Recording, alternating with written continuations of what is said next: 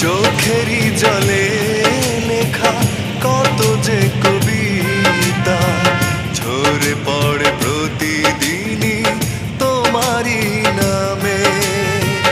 চোখেরই জলে লেখা কত যে কবিতা ঝরে পড়ে প্রতিদিনই তোমারই নামে।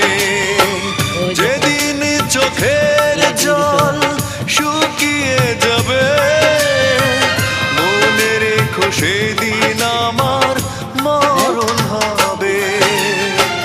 চোখেরই জলে লেখা কত যে কবিতা ঝরে পড়ে প্রতিদিনই তোমারই নামে।